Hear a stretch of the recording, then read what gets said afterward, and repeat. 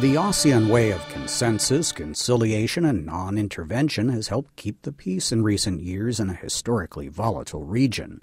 And that is the only effective way for ASEAN to function, contends a former Secretary General, Rodolfo Severino, in a VOA interview via Skype. No, ASEAN is not about breakthroughs.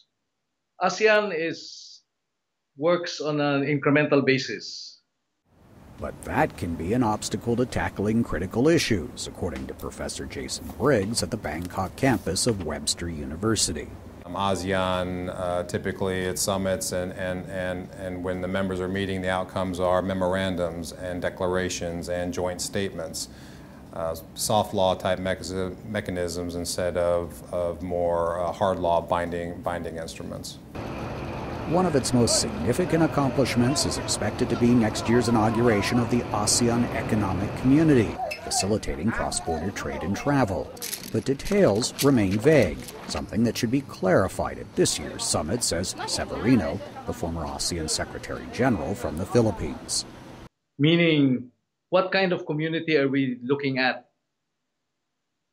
And here, the leaders have to define it, because it's not so far away, and it will happen during Malaysia's chairmanship. It will have to happen.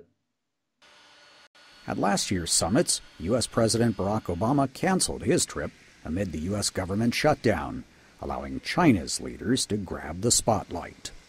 Critical for U.S. diplomacy this year will also be the FaceTime, one-on-one, with government heads from outside ASEAN's 10 member states.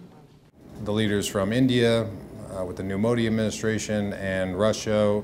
Of course, we have many bilateral concerns with Russia right now in the U.S. They are also invited. It's also an opportunity for there to be potentially some constructive dialogue on the side between President Obama and those leaders. Mr. Obama's sideline discussions will cover a number of critical issues, including the Islamic State extremist movement, the continued trouble in Ukraine, difficulties with the Trans-Pacific trade talks, China's maritime expansion, and how to contain West Africa's Ebola epidemic. Steve Herman, VOA News, Bangkok.